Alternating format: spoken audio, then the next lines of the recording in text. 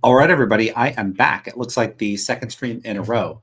So there's been a couple videos this past week, or at least recently, critiquing moral relativism. I believe it's Christian apologists doing so, and I thought I'd have a look at these. These are a bit shorter videos; they're not big 3-hour conversations.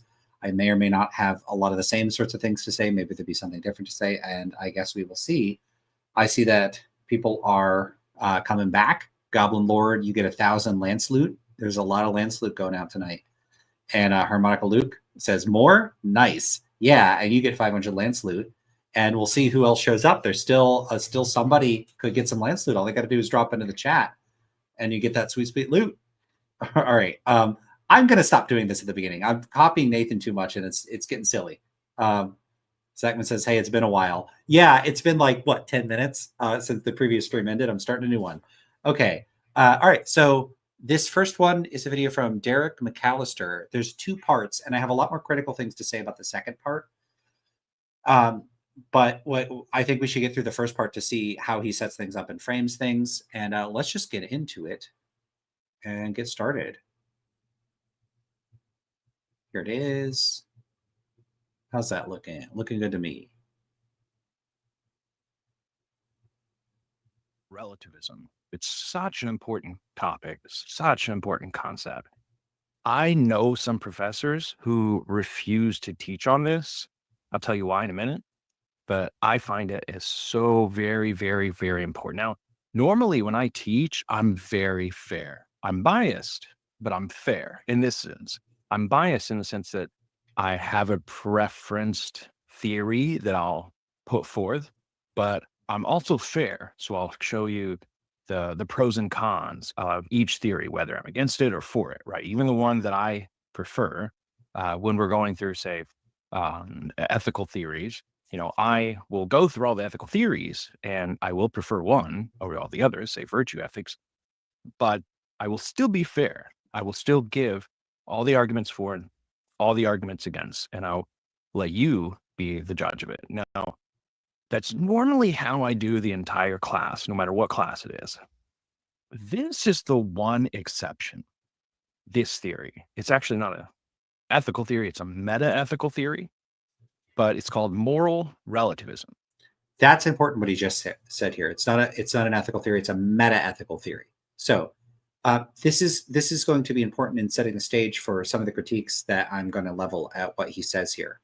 And I'll say more about that as he proceeds. This is the only theory all semester, no matter what class you take with me, if we're covering this, I am not fair. I will tell you straight up that it's a bad theory to hold. It is by far one of the worst theories that you could ever endorse. All right. Now, I think on the one hand, I think there's something good about him saying, yeah, I'm biased against this view. It's a terrible view. It's like a view you shouldn't hold. I think when someone is upfront about where their inclinations lie, that can be a very good thing. In the sense that it's better than someone having such a view and being secretive about it. So if you do have a bias, wear that bias on your sleeve. That's cool. But this is a case where I would just say that I think that he's not going to be able to justify this bias. I think that hostility or opposition towards relativism, the idea that it's like a bad view, it could be bad from a practical perspective. I don't think that it is. It could be bad from a theoretical perspective. I don't endorse relativism. And that's one thing worth noting. I'm not a moral relativist, but I am going to defend my anti-realist cousins from what I take to be misguided criticisms. And I think a lot of the criticisms that he's going to level here are misguided.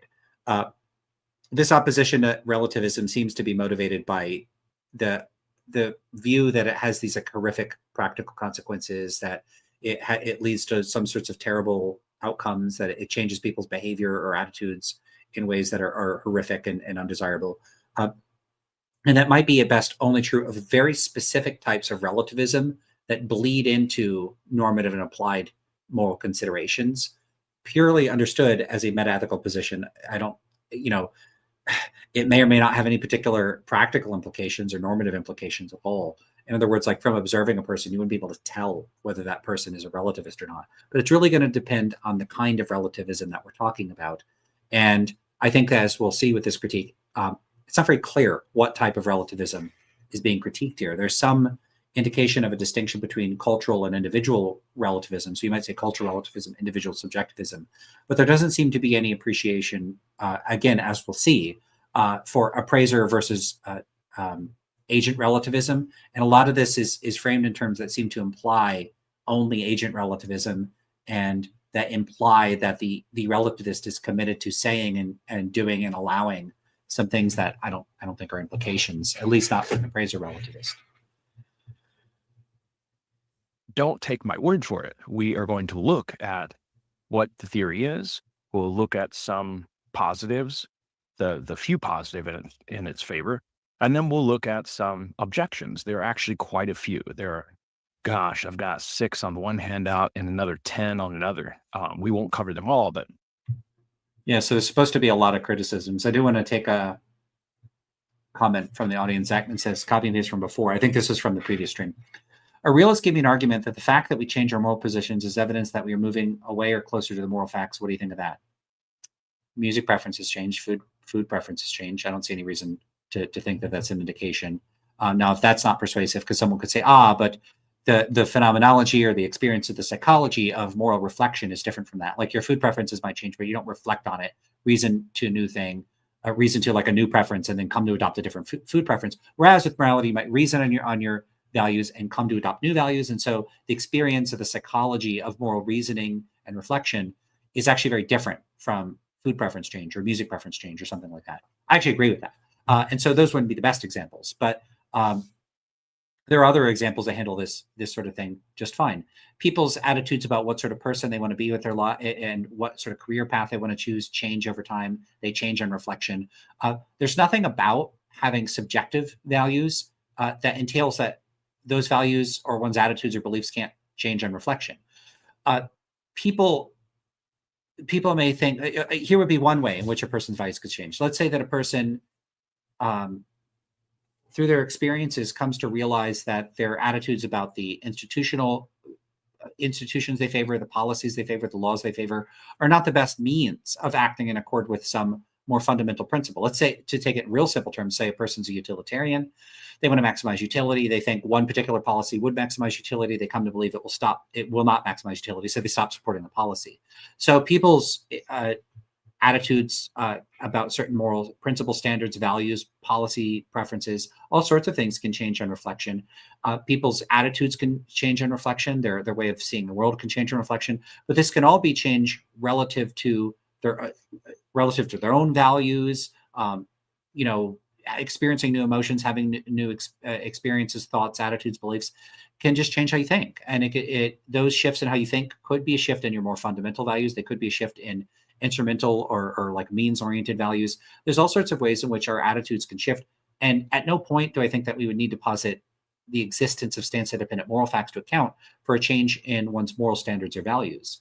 You could change. You could be something like a Humean constructivist and just think that, look, a person may have some fairly introspectively inaccessible set of fundamental moral principles, and their attitudes about how best to act in accord with those can change over the course of their lifespan.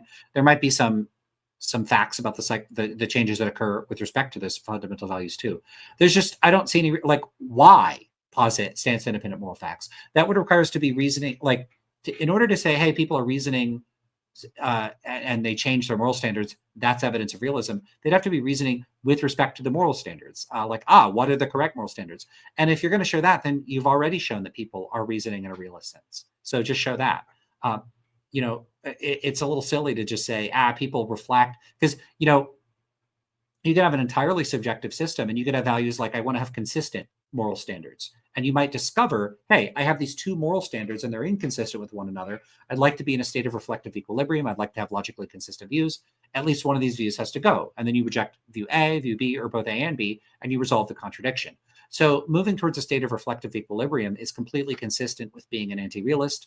An anti-realist can simply act on their own epistemic values and want to get their philosophical house in order.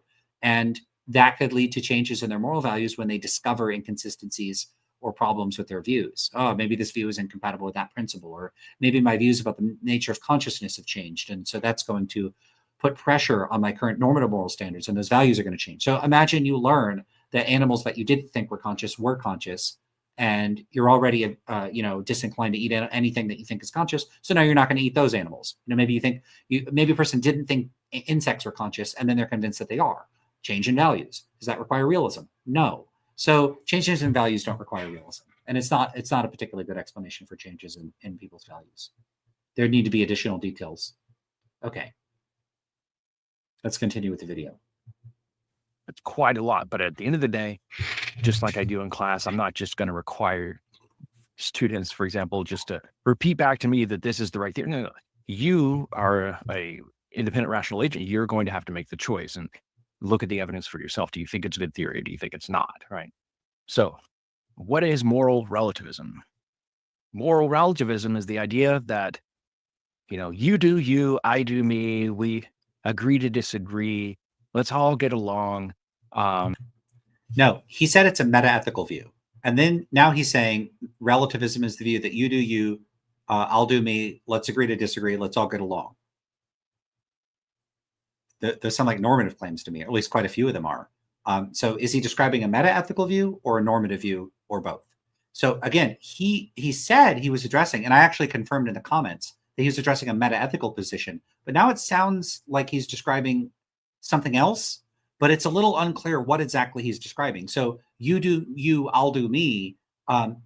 Is that the way that you would describe a philosophical position? Because that just sounds like some sort of colloquial, idiomatic sort of expression that a person might have. It sounds like a slogan. So this is not particularly specific or clear as far as a description of relativism goes. So I think that he hasn't really provided us a good explanation of what he thinks relativism is here. That's right for me, that's right for you, or wrong for you. And we just that's capturing some aspects of something a relativist might say, but it's unclear whether he's making a normative claim, a metaethical claim, or both normative and metaethical claims.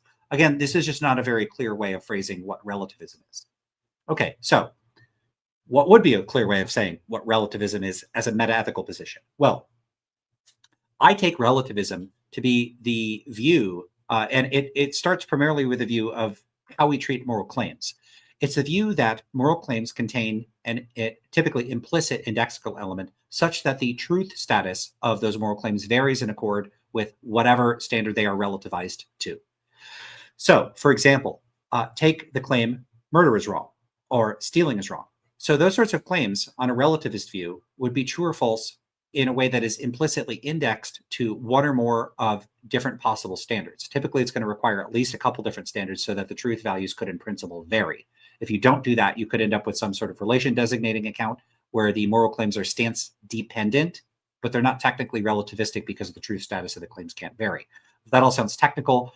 It really shouldn't be. What it is it's a view that if you take a claim like stealing is wrong, that whether that claim is true or false can vary.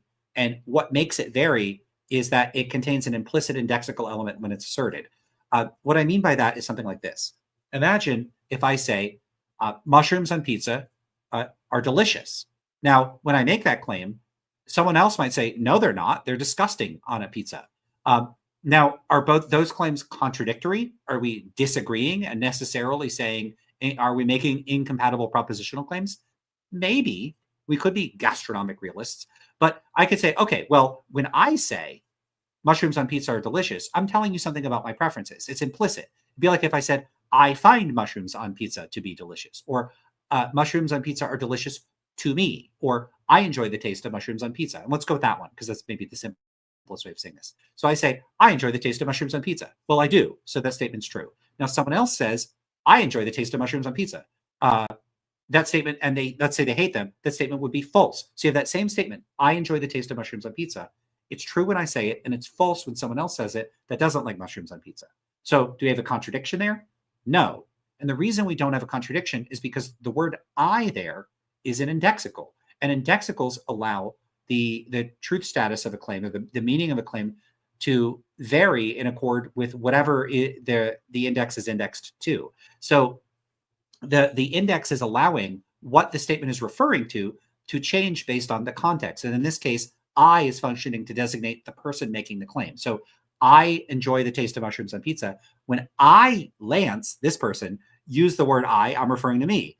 When someone else uses it, they're referring it to themselves. And so who the statement refers to actually changes based on who is saying the statement. So when I say it, I refer to me. When they say it, they refer to themselves. And so two statements that are otherwise identical, I like the taste of mushrooms on pizza, it's true when I say it because it's referring to me. And so my preferences will determine whether the statement is true or not. And then if someone else says it, that statement would be potentially false because it's determined by their preferences. So relativism just says moral claims are like that. When someone says murder is wrong, they could be saying they mean something like murder is inconsistent with my moral standards. And if it is, it's true. If it's false, if it's not consistent with their moral standards, then the statement could be false. So the statement is true or false based on whether the statement is consistent with the standards of the person making the claim. And you could change this up. You could say that when a person says murder is wrong, that could mean something like murder is inconsistent with the standards of my culture. But you see, it's still indexed. It's indexed to their culture. And then if someone else is referring to their own culture, when they say murder isn't wrong, and they mean something like murder isn't wrong according to my culture, then that statement could be true. So relativism just allows the truth status of moral claims to vary because it treats them as being indexed. That's actually consistent with realism in principle. So you could index standards to stance-independent considerations, in other words, something other than stances. So, just to give you a really weird and silly one, it could be that whether or not a particular moral claim is true or false depends on what hemisphere you're in. If you're in the northern hemisphere, it's one set of standards. If you're in the southern hemisphere, it's another set of standards. It could be like geographic realism. There could be like a horoscope-based realism. So it could be different moral standards are true or false depending on your particular horoscope. So if you're a Gemini, you're subject to one set of moral standards. If you're a Scorpio, you're subject to a different one.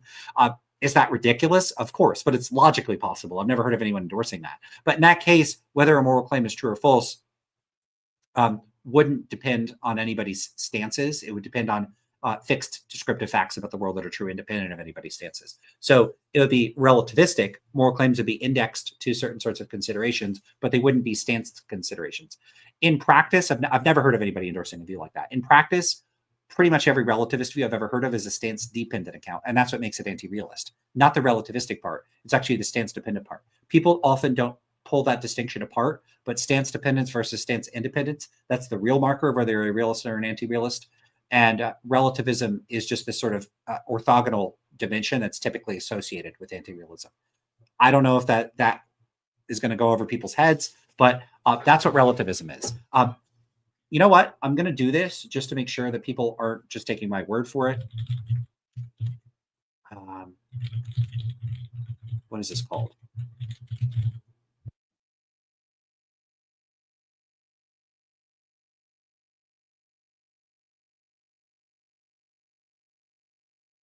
All right, here it is. I'm going to share something else for a second. All right, check out this passage here. This is from Richard Joyce. This big on the screen. Oop. Okay, and I'll just read the passage off. Okay. And this is a great passage from Richard Joyce. Relativism holds that moral claims contain an essential indexical element, such that the truth of any such claim requires relativation to some individual or group.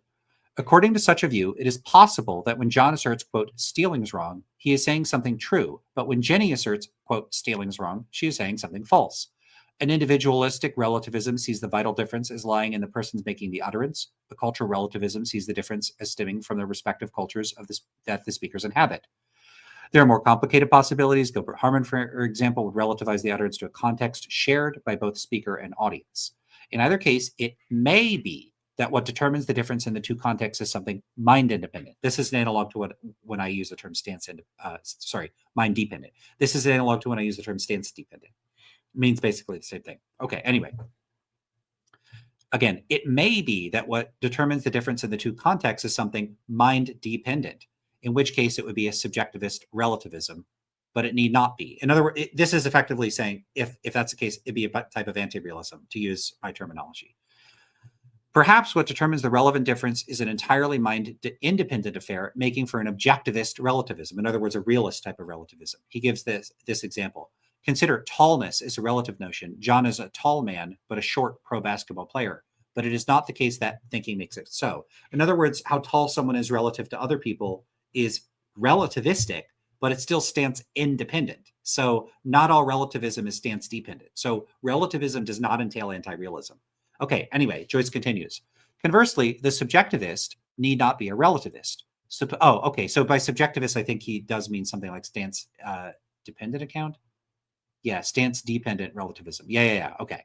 So conversely, the subjectivist need not be a relativist. Suppose the moral facts depend on the attitudes or opinions of a particular group or individual. So, for example, quote, X is good means, quote, Caesar approves of X, or, quote, the Supreme Court rules in favor of X, or, quote, God commands X, etc. And thus, moral truth is an entirely mind-dependent affair, since in this case, all speakers' moral utterances are made true or false by the same mental activity. Then this is not, strictly speaking, a version of relativism, but is rather a relation designating account of moral terms. He cites Stevenson for this distinction. I haven't really seen it anywhere other than that. In a relation designating account of moral goodness, say Roderick Firth's idea of ideal observer theory, to be discussed, well, he just references ideal observer theory. It is not possible that when John asserts stealing is wrong, he is saying something true, but when Jenny asserts stealing is wrong, she is saying something false. The mind-dependence relation embodied in a subjectivist theory may give rise to relation designating account of moral truth rather than a relativist account. In short, the subjectivism versus objectivism and the relativism versus absolutism polarities are orthogonal to each other, and it is the former pair that matters when it comes to characterizing anti-realism. You see? So the first part, subjectivism versus objectivism, I prefer the distinction stance dependence versus stance independence. That's how I characterize realism and anti-realism. This has become pretty common among people working in the field right now. I'm not going to say it's unanimous. Nothing's unanimous. Relativism versus absolutism is something more like indexed versus non-indexed. Are there multiple standards or just one standard? So those are orthogonal dimensions from one another. When we're talking about metaethical relativism, this position specifically refers to indexing the truth status of moral claims. That's it. So what would be so objectionable about that? I have no idea, because it doesn't carry any normative or practical implications at all. Being a relativist doesn't, a metaethical relativist doesn't in any way make you like evil or monstrous or make you think torturing people is okay as long as people think is okay. It carries none of those implications. None of them. It just doesn't have those implications. Now, there are certain kinds of weird relativism that carry normative implications, but really you could call that a sort of hybrid or bundle theory, because it's bundling metaethical considerations and normative considerations, and we will get to that. So that's how we should be characterizing relativism. It's a better way to characterize relativism. It's distinct. It captures its unique metaethical characteristics. I think the critique that we're going to get of relativism here is a kind of hodgepodge view. It's kind of folk relativism that mixes metaethical and normative elements. And it might be, a critique of a specific type of agent relativism of some kind. But, I might pull up the Stanford Encyclopedia of Philosophy entry that draws a distinction between agent and appraiser relativism. And strangely, for whatever reason, says appraiser relativism is the more common and will be assumed in that article. I haven't seen any indication that appraiser relativism actually is more common, but it isn't subject to the sorts of standard criticisms people raise against agent relativism. So, we may or may not get to that. All right, so let's get back to the video I was reviewing. I know I got 2 minutes into it. I almost want to just start it over because I'm 24 minutes in and we haven't seen much. All right. Morally speaking, so this already sounds super duper familiar. We're just characterizing it at this point. We're not defining it. We'll define it in a minute.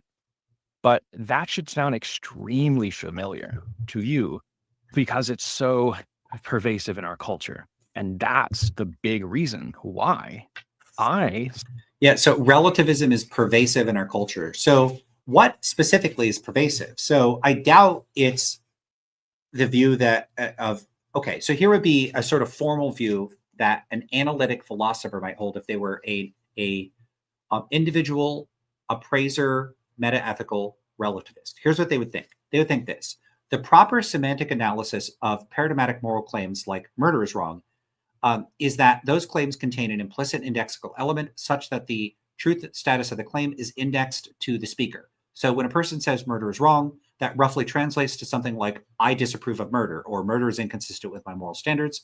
The truth status of those moral claims can therefore vary based on the standards of the speaker. That's it. That's what the position is. Now, is that position in any way practically objectionable?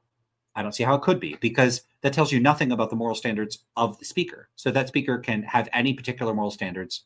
They could think, it's totally morally permissible to intervene in other cultures. They could be against tolerance. So a lot of the claims like, oh, well, relativism would make you favor being tolerant of other people, even if they have horrific views. I mean, you couldn't say that if someone wanted to commit a genocide, that it would be wrong.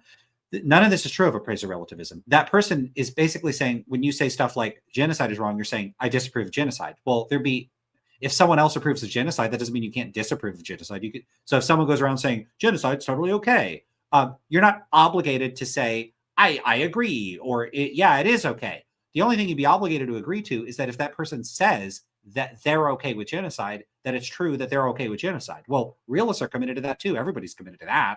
Of course, that would be true. The disagreement here would just come down to a disagreement about the semantic analysis of moral claims. So, as a metaethical position, is a metaethical relativist an evil person because they have a perspective on the semantics of ordinary moral discourse? Why? If that's what people mean, that's what they mean. In other words, imagine as a matter of descriptive fact, when people made moral claims like murder is wrong, those people really were saying murder is inconsistent with my moral standards. And then as a relativist, you go and analyze ordinary moral language and you're like, yeah, that is what people mean. So it's a descriptive theory. The theory says this is what people mean when they make moral claims. So you're evil for having the correct descriptive theory of how people talk. Why would that make you evil? What's the semantic analysis of what a person means when they say it's it's wonderful to flay the flesh from babies? I think that person's saying something horrific. Now, if I have the correct semantic analysis of what they mean, that doesn't mean I endorse it. So nothing about this view as a descriptive theory about the meaning of moral claims in any way carries some horrific negative moral implication. Now, there's an exception to this, which is certain types of agent relativism. So agent relativism holds that the proper evaluation of whether an action is right or wrong turns on the moral standards of the agent performing the action or the culture of the agent performing the action. So if there's a person, let's go with just the former, that thinks it's okay to murder people, then for the agent relativist view, it would in fact be okay for that person to murder people in such a way that everyone else would have to agree that it is in fact okay for that person to murder people. This is basically this type of relativism allows individuals to, at least this individual agent relativism, allows individuals to set the moral standards for themselves. So their preferences, their values determine what is in fact morally right or wrong for them to do in such a way that's actually binding on everybody else. So if there is a person that runs up to you on this view and says, look, hand over your wallet, all else being equal, you're obligated to hand over your wallet because it's actually good for them to do that as long as they think that it's good for them to do that. Is this view ridiculous? Yeah. And it really would commit you to thinking that if someone else thinks it's okay to torture people, then it is in fact good for that person to torture people. So that note, though, that is obligating you to have attitudes about what's morally right or wrong for other people to do, independent of your own goals and values. So in practice, ironically, what's so objectionable about it is that it functions a lot like moral realism. And this is why I've sometimes sort of jokingly called it a la carte realism.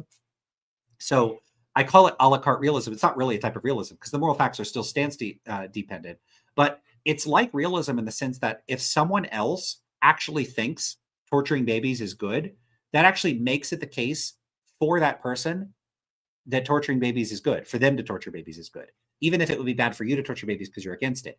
And what's interesting about that is once that person's attitudes fix what's morally right or wrong for them to do, that actually gives you an obligation independent of your own goals and values. You are now obligated to respect the fact that that person, it's okay for that person to torture babies. In fact, you would be obligated to think it's good if they do so. Technically speaking, it's good from your own vantage point. Now, that's really weird. Compare that to how you would think about taste preferences. Okay, I like mushrooms on pizza. Other people don't. Now, if I'm an appraiser relativist, if I say I like mushrooms on pizza, if I say mushrooms on pizza are good, I mean I like mushrooms on pizza. If someone else says, mushrooms on pizza are not good, they mean that they don't like mushrooms on pizza. Both the statements are true. There's no problem. I'm not I'm obligated to acknowledge, just on basic grounds of logic and rationality, that if that person doesn't like mushrooms, that they don't like mushrooms. And so if they say mushrooms are bad, and what that means is that they don't like mushrooms, then that's of course trivially true because they don't like mushrooms. So the statement, I don't like mushrooms, is trivially true if the person that makes the statement doesn't like mushrooms. No, there's nothing weird about that. So, but that doesn't change anything about my attitude towards mushrooms. I'm not obligated to I'm not obligated to dislike mushrooms merely because someone else likes mushrooms. In other words, for the appraiser relativist, it makes perfect sense of people talking about their food preferences.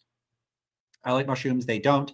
I don't have to think mushrooms are good and bad at the same time. I think they're good relative to my preferences and bad relative to that person's preferences. No problem. And you can see how this handles moral issues. So if I'm against baby torture and someone's in favor of baby torture, I can recognize that baby torture is bad relative to my standards and good relative to their standards. But the sense in which it's good relative to their standards boils down to when they say it's good to torture babies. What that means is they're basically saying, I like to torture babies, or I think it's okay to torture babies, which again, is true. It's true that they approve of torturing babies, that they like to torture babies. But that says nothing about what I'm obligated to do. I could say, well, I think that's horrific and repugnant and awful, and I'm going to make sure you're locked up in prison so you can't torture babies. That's totally consistent with appraiser relativism. Nothing about appraiser relativism obligates you to respect, care about, tolerate, or in any other way care in any particular way or act in any particular way with respect to other people's moral standards or values or preferences. You have no obligations to other people. So agent relativism might do this, but note that makes agent relativism not entirely or purely a metaethical view. It's a view that says the moral facts are fixed by the standards of individuals or the cultures of those individuals, and that this is in some way morally binding on others. It carries normative consequences. So yeah, is that a ridiculous view that I find repugnant? Sure. But I wish critics of relativist views would be clear about this, because it's unclear whether he's targeting appraiser relativism or agent relativism. Personally, from what he goes on to say, it's not clear to me that that's a clear distinction on his part, or that there's any clear distinction between metaethical views and non-metaethical views. It sounds like he's targeting something that you might call folk relativism. So folk relativism, we might say, is this amalgamation of a range. It's almost like an ideology or a perspective or a value system. It contains more than just very stark analytic philosophers, like, their little list of propositions. So the appraiser relativist, individual relativist. So the appraiser individual metaethical relativist, to give a very specific term, appraiser individual metaethical relativist. That's a view about moral semantics. So it's a cognitivist view. Moral claims are truth apt. Some of those claims are true. They're true relative to the standards of the people making the claims. The truth status of those claims varies in accord with the speakers. It's something like that. An implication of this is that there are no stance-independent moral facts. There's no objective moral facts, however you want to phrase that, because all moral facts, all first-order moral claims are relative to the standards of the individuals making those claims. That is some type of metaethical relativism. It's very unlikely that when we're talking about like the relativist you meet on the street, like a college student or a professor somewhere that doesn't study metaethics, when they say they're a relativist, they're often like, I'm a relativist, and so you shouldn't impose your values on others. That's not an implication of the view I just described. The view I just described doesn't carry any moral prescriptions. It's not a normative moral view. So I think the view he's targeting might very well be an objectionable view that we should criticize, but you have to be clear about your target. Are you critiquing folk relativism? And if so, what's the content of folk relativism? And if you're doing that, are you critiquing the metaethical view? Are you critiquing appraiser relativism? Because if you're not being clear on what you're critiquing, it sounds like he's critiquing relativism, like the relativism, as if there is one relativism, and there isn't.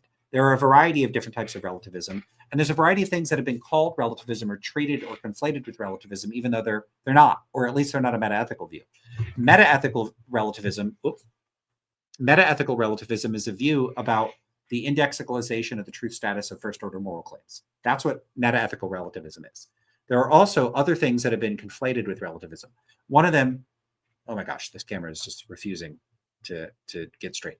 One of them would be descriptive claims. So sometimes people will say, oh, well, morality varies from one culture to another, or different people have different perspectives on what's moral. That's a descriptive claim. That's not a metaethical claim. That's a claim about like human psychology. Then other people make normative claims. Oh, well, you have an obligation to tolerate everybody, or you have an obligation to tolerate people from different cultures. Those are normative claims. They're not metaethical claims. And so typically we have a variety of different distinctions. We have cultural versus individual relativism. We have appraiser versus agent relativism. And we have metaethical, descriptive, and normative relativism. And so, you could combine and mix and match all of those. And it's unclear which one he's criticizing. And it's not clear he's criticizing any specific narrow subset of these, but some chimera that's mixing those and maybe some other considerations. still like to cover it in my classes. Other professors, they don't like to cover it because, well, it's such a bad view. It fails on so many conceptual and theoretical grounds. And so it's just not worth spending time on. I have a difference of opinion. I think it's still worth spending time on because it's so ingrained in us, so familiar to us. We rely on it every day, despite the fact that it's a really bad view. So now I have a handout here that I want to share with you, something I drew up, and we're going to. Let's have a look at it. I didn't actually look at it before. Before we do that, let's have a look at some comments.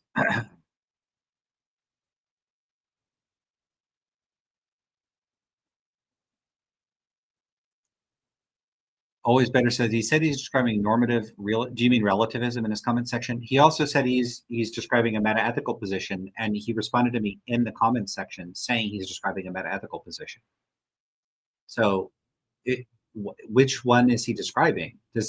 I'm confused. Then I think you might be right about that. We could dip into the comment section and have a look. Let me do that.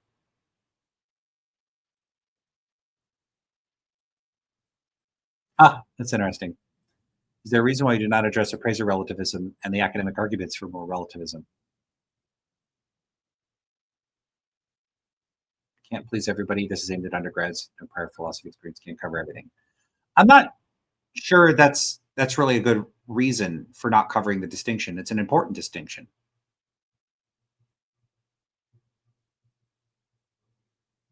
Okay, yeah, people are raising the same concern. It's odd that you acknowledge moral relativism under metaethics and then only address the normative aspect. You talk about objective morality as though it's a dichotomous choice. Yeah, because if you're contrasting you can't. It doesn't make sense to contrast normative relativism with objectivism because objectivism and metaethics is a metaethical view. It's not a normative view. So is he contrasting a normative view with a metaethical view? That wouldn't make sense. And if it's a metaethical view, then why is he bringing up normative considerations? It looks like his distinctions might be muddled here, and so then it's not saying, oh, but this is for undergrads. That isn't really going to justify a lack of clarity and distinctions, like a lack of clarity and a lack of accuracy in one's distinctions. I know I asked a question here somewhere. Where's my question? Oh, maybe I asked it in the other video. I don't think so. Oh, maybe there's just a lot of comments. Or maybe it was a response to something. I don't know. So if you know where he mentions that he's talking about normative relativism, let me know, and then I can have a look at that. Oh wow, you said that like a half hour ago. I don't even know if you're still here. Okay.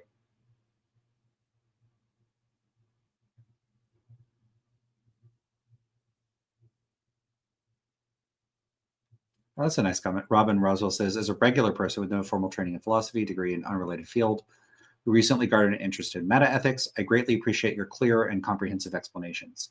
Well, I feel like explaining relativism in the way I did, I'm not sure how clear it was. Certainly more comprehensive. I'm self-conscious about that indexical stuff being, sometimes I explain that to people and they just go like whoosh. And but that's what I take it to be. And as I showed, that's how Richard Joyce characterizes it.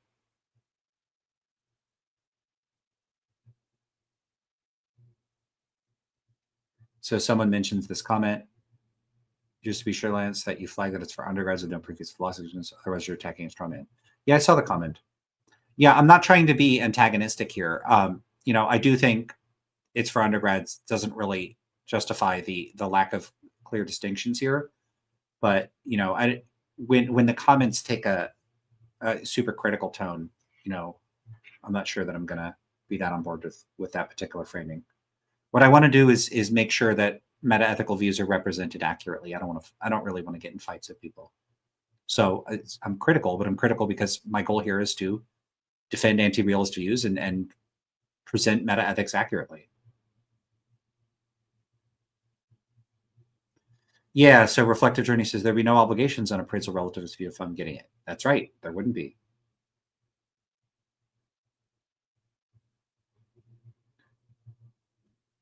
Seabass says, any good book resources recommendations on getting into moral psychology? I don't know where to start.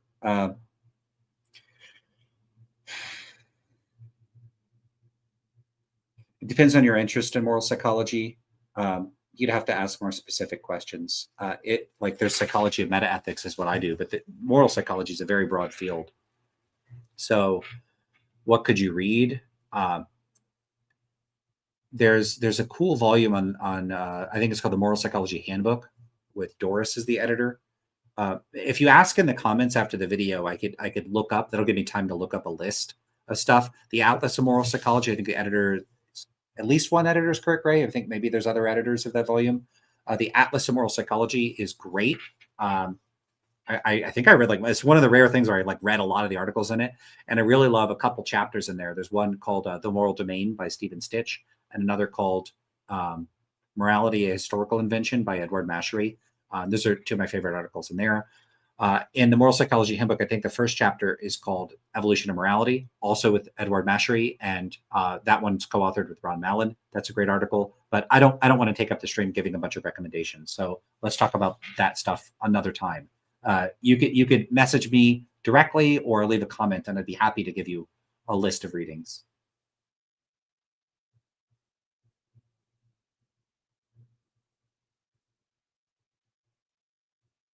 Still looking through the comments.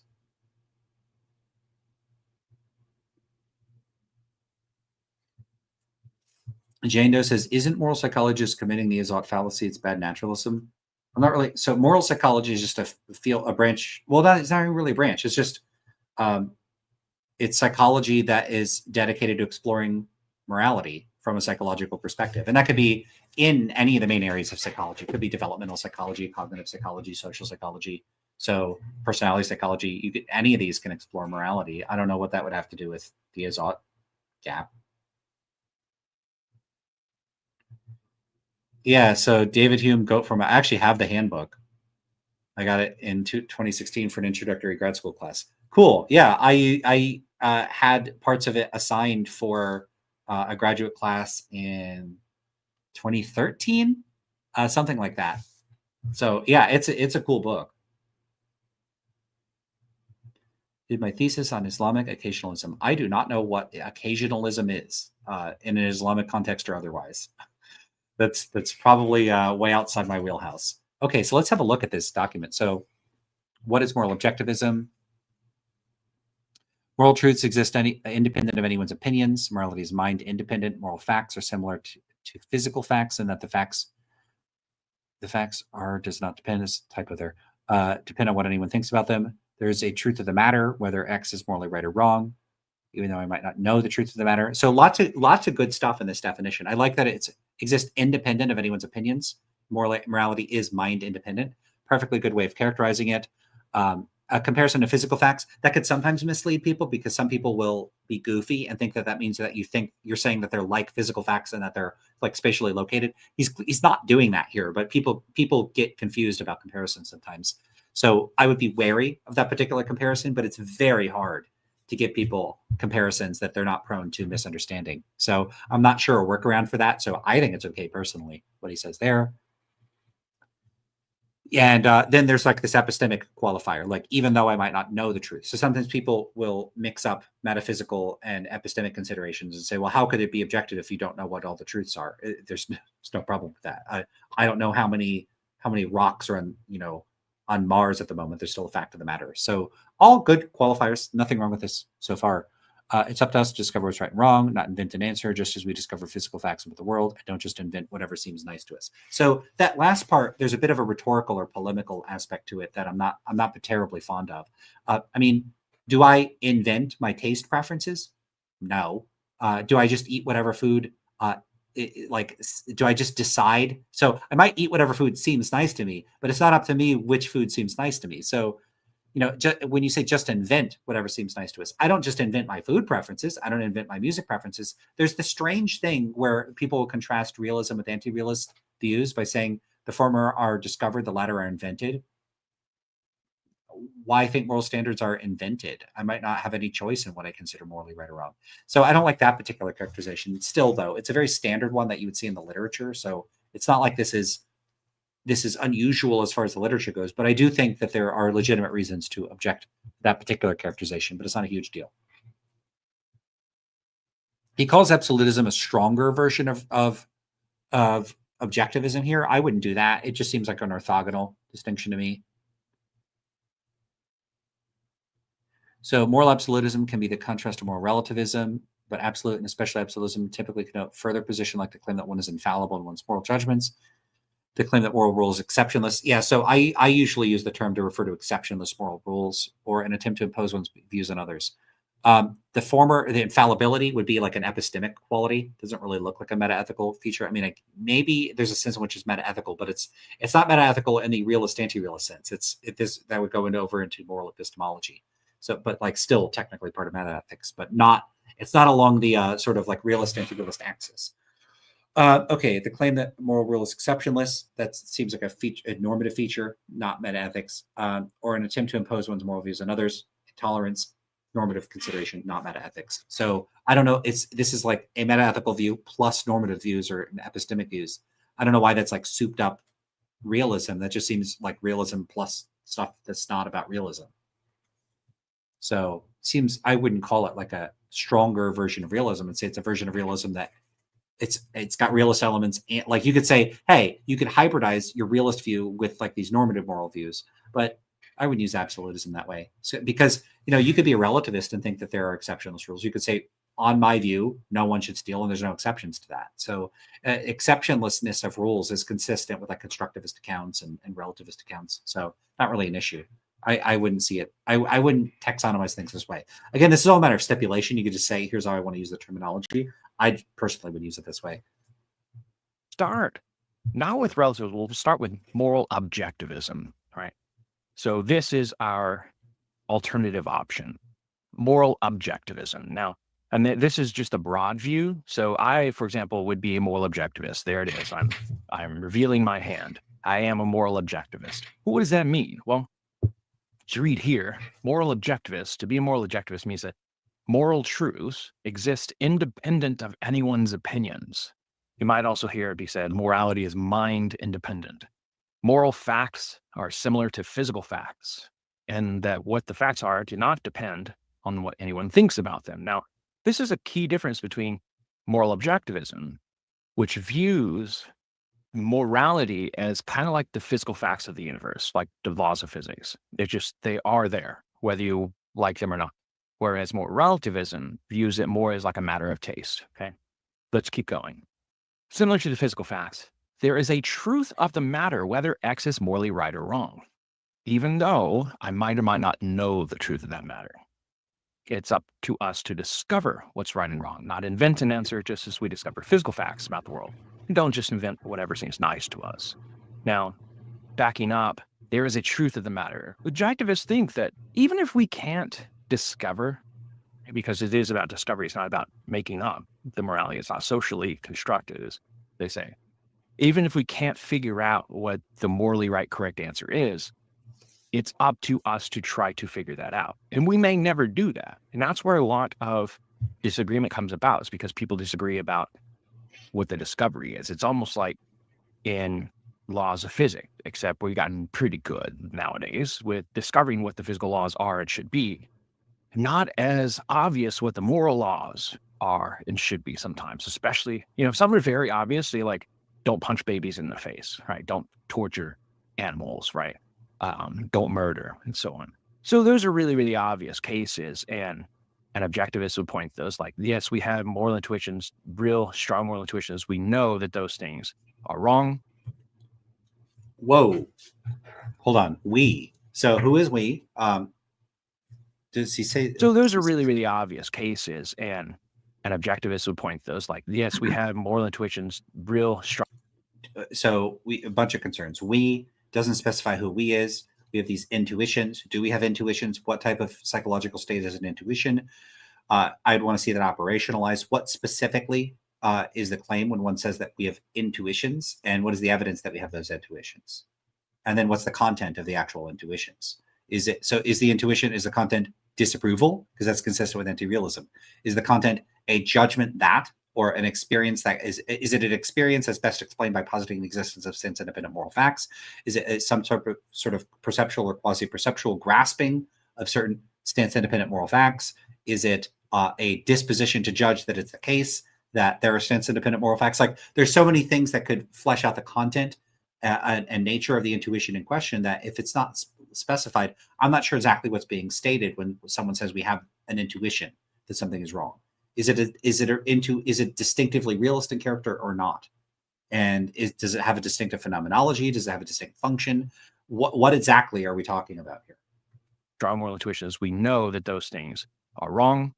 And And then no, he says we know that they're wrong. So there's a difference between having an intuition and knowing something. An intuition is it's not like unless he's saying like we're acquainted with the truth, or there's some sort of epistemic feature of the intuition that makes it unless, or it's just a separate claim. We have the intuitions and we know it.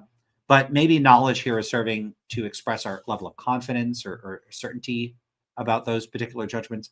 I don't know. But then that's a little different from having an intuition, because you can have an intuition that something's the case and not know that it's the case because you could be wrong. Then it would be a little weird to say that you know it. So saying that we know that it's the case kind of just automatically implies that it's true. And then what is it that's true? It's true that it stands independently wrong, or it's true that we disapprove of it, or it's true that it's wrong in some undifferentiated, or it's like some way that's not specified. It's just not clear. And this is a common problem that I see even among analytic philosophers that specialize in metaethics, is they're just not clear when they say, well, we know certain things are wrong. Do they mean stance independently wrong? Or do they mean wrong in some way that is open to being stance dependent or independent? Or even consistent with a like emotivism or something? I don't know, because they don't specify, they don't clarify, and it's just real weird. Why don't people just get clear on this stuff? but there's some gray areas. There's some areas where we are not really sure. There is an answer, but it's hard to get. Now, this is going back to the difference between metaphysics and epistemology. Metaphysics is what is the case. Epistemology is whether I can know whether it's the case. And what the objectivist is saying is that there is indeed an answer. There's a truth of the matter about whether something is morally right or wrong, but we may not ever find out that truth. Just like think about how many numbers of stars are in the universe at any given time. And assuming the universe is a finite thing, the number of stars in the universe will be either even or odd, but we're never possibly going to know which one it is. So that is moral objectivism. Now, that is my view. I think that's the correct view. But we still need to tease this a little bit apart. This is not the same as moral absolutism. This is what we see next on the handout. Moral absolutism is a stronger version of moral objectivism. That is, one can be a moral objectivist without being a moral absolutist. Okay, so let's look at an example. An absolutist, for example, is somebody who just holds that a moral law holds that absolutely in every case. So if you look at this red underlined part, you can Yeah, it's see, worth drawing the consider the distinction out statement that lying is realist doesn't wrong. require you to be some sort of If a like moral all the rules absolutist have no says this, exceptions. this is what he means, that there are never any exceptions under any circumstances, even in the classic case of whether you're lying to the Nazis that you're hiding Jews, that would still be wrong to do. Yeah, sorry, I was talking over him. Yeah, there's not really any big problem with clarifying this. I think it's worth clarifying. Sometimes people mistakenly think if you're a realist that you think that moral rules are like absolute, there could be no exceptions to them. No, realism is consistent with having a very flexible, context-sensitive moral system, and it's worth sort of diffusing this potential misunderstanding in advance. Absolutely in every case. So if you look at this red underlined part, you can see, consider the statement lying is wrong.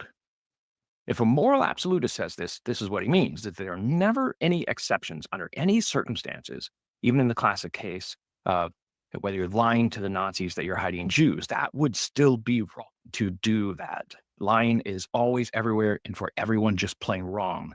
This is a moral prohibition that holds lying is wrong all the time, everywhere. There are no exceptions. Now, you can be an objectivist without being that strong. Okay, so look at just below this. You can be an objectivist who's not an absolutist, and when they say lying is wrong, there might be exceptions. Well, how's it still objective? It's objective in the sense that it applies regardless of anyone's personal opinion. Remember, we said it's mind independent. It isn't just like depend on how you feel that day. It depends on, well, in this case, the circumstances. It's set by the situation. So, um, objective, and it applies regardless of anyone's personal opinion, but it's not necessarily absolute. Just like some laws of physics might have exceptions or limits to their application.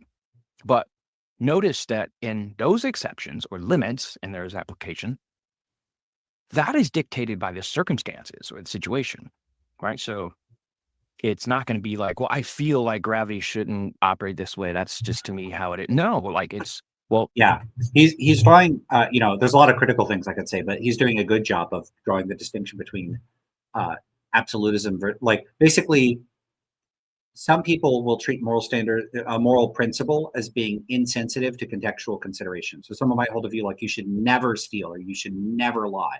You might respond by saying, "What about lying to save a person's life?" No, you should never lie. What about stealing to save a life? No, you should never steal. And then another view might be, well, stealing is wrong. Stealing is wrong, all else being equal. But if there's a situation where you could like steal a poison from someone that's going to use it to harm others, you could steal for the greater good, so to speak. There might be other on deontological grounds, moral principles, duties, or obligations you have that are overriding of the prohibition against stealing, or on utilitarian grounds, you might just find a case where stealing would maximize utility. Uh, None of that requires being a relativist. That's just being sensitive to context. And you could say this moral principle has exceptions A, B, and C. So you could have a moral principle: don't steal unless situations A, B, and C arise. Think of like a law that says this is the law, but it doesn't apply in circumstances X, Y, and Z. It could still be that moral rule stands independently true. It's just that it has exceptions, and it could be stands independently true that it has exceptions. So realism, the realism anti-realism dichotomy is completely consistent with the absolutism contextualist dichotomy, I guess you could put it. I don't, it's not my favorite terminology, but um, they just are distinct from one another and people will mix them up. They'll think relativism means sensitivity to context and it doesn't. if the circumstances are such and such and such, then gravity will operate differently. Let's say, I don't know anything about gravity, but let's just assume on the moral case, how does this apply? Well, you could say that lying is wrong in general, but you could hold that there are certain exceptions such that it's not morally wrong because there are overriding circumstances. Or you might say that abortion is wronged in general, but you might think that there are exceptions, such as, and this is a common view, such as when the life of the mother is in jeopardy, or in cases of rape and incest, let's say.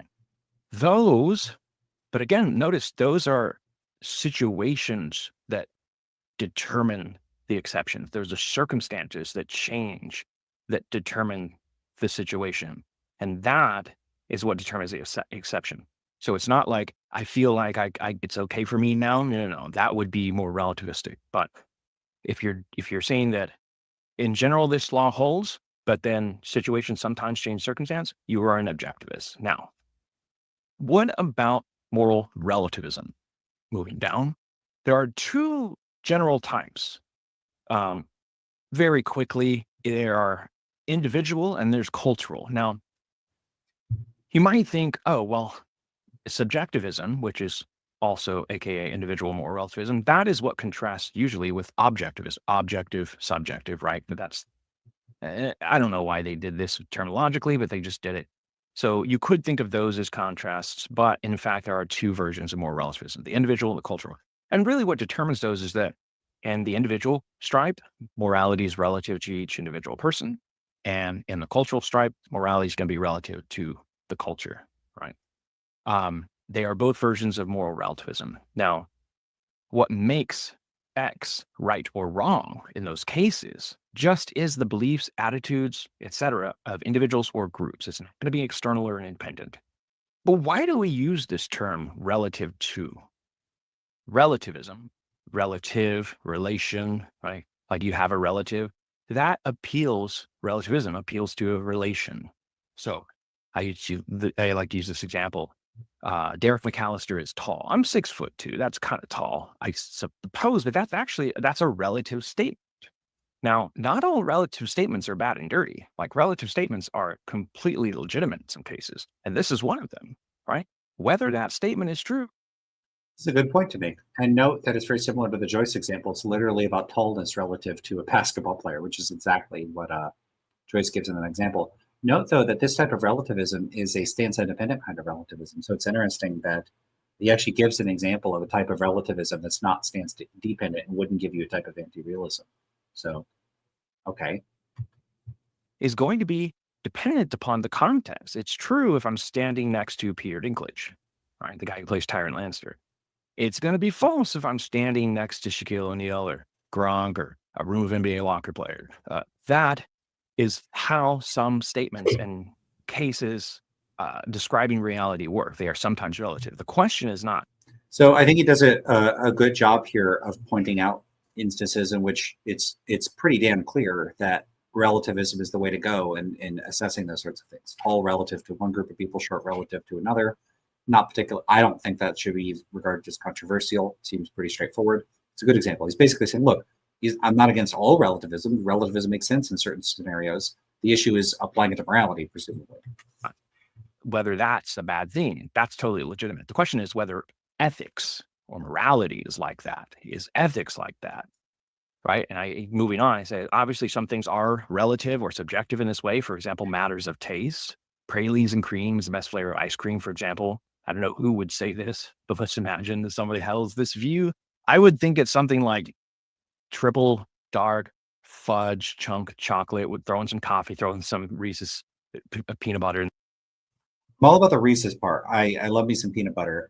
Not really into chocolate ice cream though.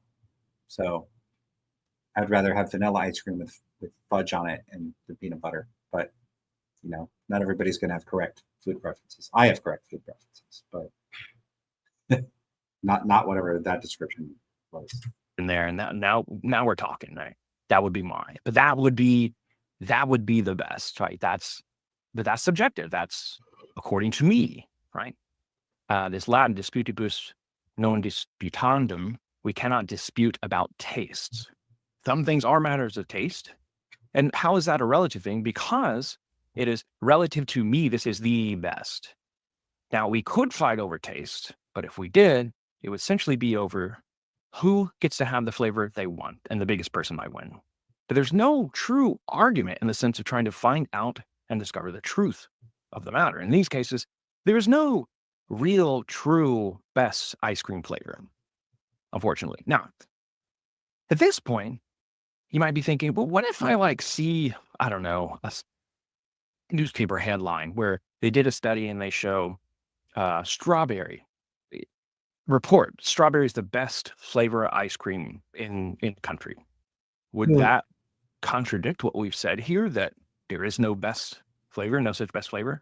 No, that would not. Because what they're saying in that case is... Finboy Origami says, I think Lance is wrong about this part. What am I wrong about? Not that, hey, strawberry flavor has these objective features wouldn't make it objectively the best, and we all can recognize that. We know it's the best, and everything else just pales in comparison. Maybe you think that, but that would not be an objective thing. It would be, it's not the claim being made. What's made in the headline, it sounds like that, but in the headline, it really is just a translation of Hold up. We're going to have to talk about this ice cream stuff. What am I wrong about specifically? There's lots of flavors of ice cream that I would potentially be into that are not quite so standard. I don't know. I could list a few like tiramisu ice cream, pistachio ice cream's good. I'm cool with mint ice cream. That's good. I used to be obsessed with it, but I'm not so much into mint ice cream anymore.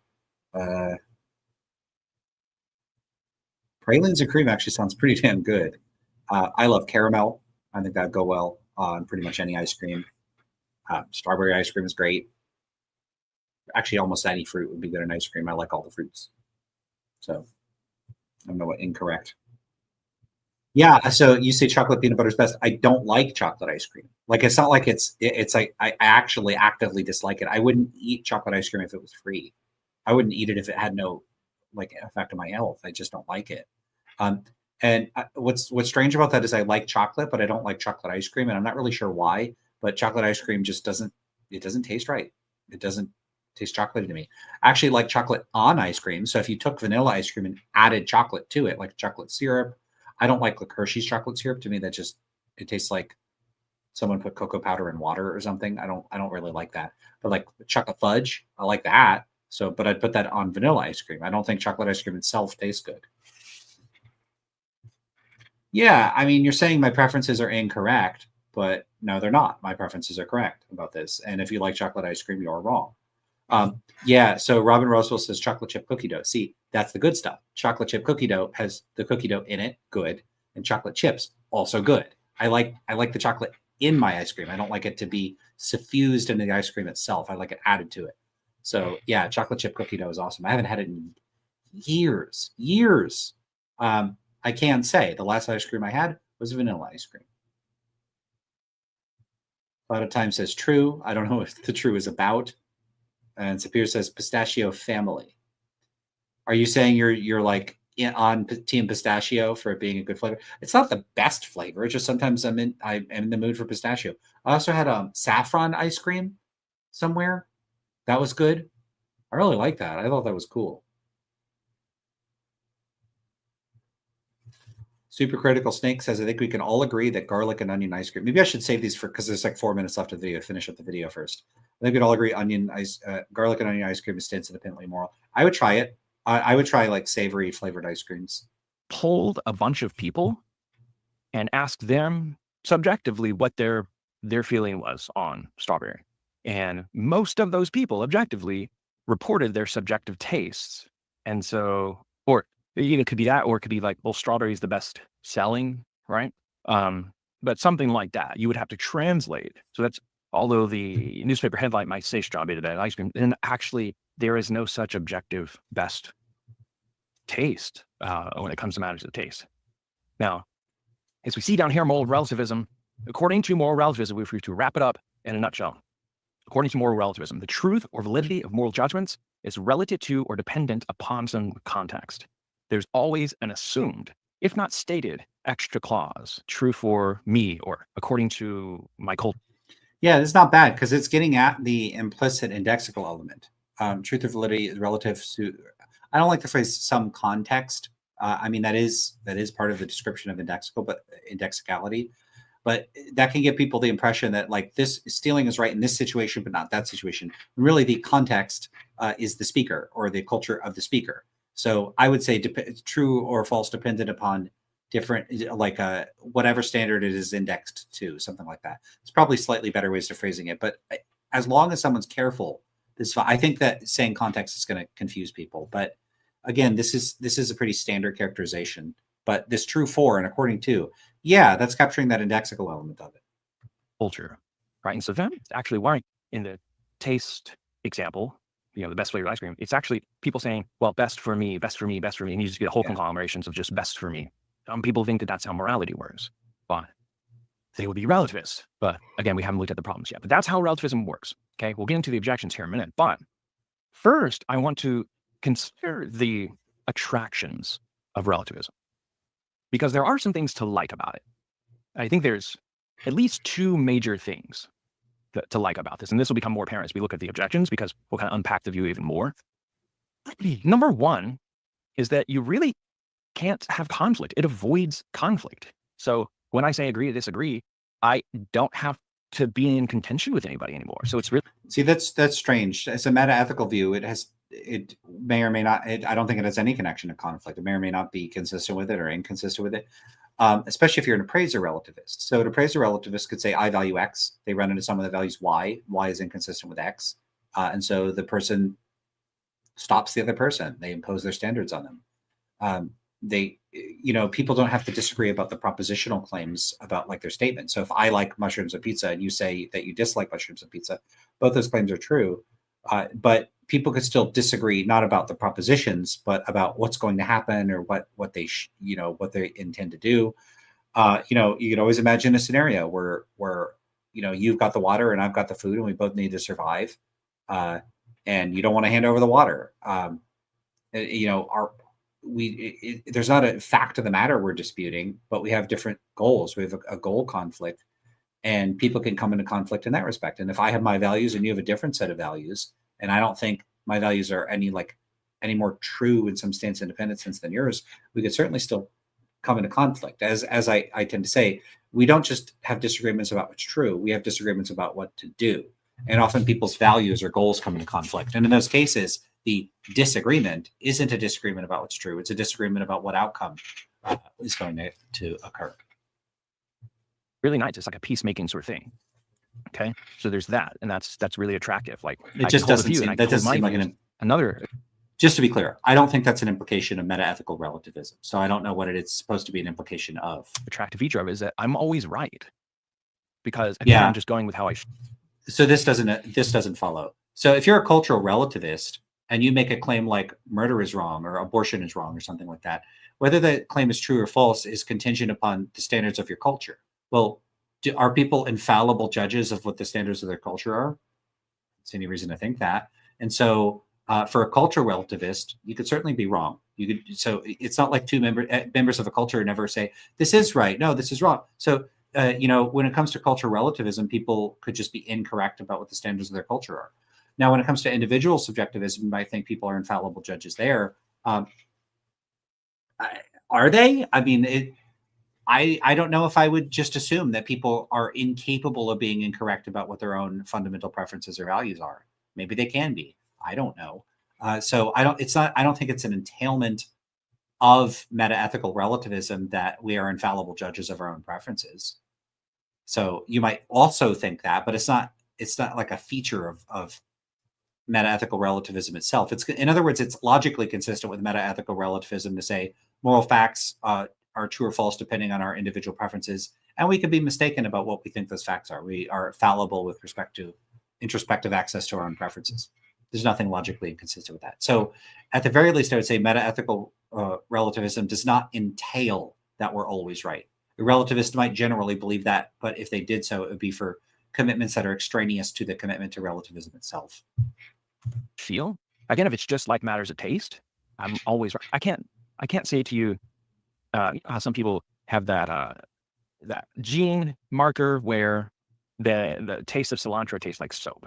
Like if that were you, and cilantro just tasted like soap to you, there is nothing I could try to say to convince you. Just for you, it would be true that it's not good. Yeah, so he's just giving an example where a person, there's a direct connection between some aspect of their physiology and their preferences, such that it's true that they don't like cilantro, and so you couldn't persuade the person to like cilantro. But this is a point I've made in my writing. I can't even remember where at this point, but a person can say I don't like this or I don't want this, and they can be wrong. And this is so clearly true that this is a lesson that we teach to children. Like we literally teach this to children. And the example I give is green eggs and ham. So take that story. So a person approaches another person. They say, "Hey, would you like to try green eggs and ham?" And then the other responds, "I would. I don't. I'm not interested. I don't want to try them." And so the person goes on to basically the person that has the green eggs and ham is very persistent. Would you try them with the box? Would you try them with the fox? Would you try them on a train? Would you try them in the rain or whatever it might be? And so the other person says, I would not try them in a box. I would not try them with a fox. I would not try them in the rain. I would not try them on the train. I do not like green eggs and ham. I do not like them. Sam I am. And then they go on to continue to reject. And the list gets longer and longer and longer. And then at some point, they're like, look, if I just try the green eggs and ham, will you leave me alone and stop pestering me with these annoying questions about, like, would you try them, in the sky? Would you try them with a fly or whatever? It's always got to rhyme with Dr. Seuss. And so they're like, yeah, just try it. And so they try it. And then they're like, wait, I do like green eggs and ham. And so they're like, I do like them. I do like them. Sam I am. So I assume the lesson here is a lesson, children can often be picky eaters. And the idea here is, a person could say, I don't want it. I don't want to try fish. I don't want to try that weird food I haven't tried before. I don't want it. I don't want it. And so they believe they don't like it. They would prefer not to eat it. But what they can discover when they taste it is that actually they like the taste of it. And so we can make discoveries about our own preferences.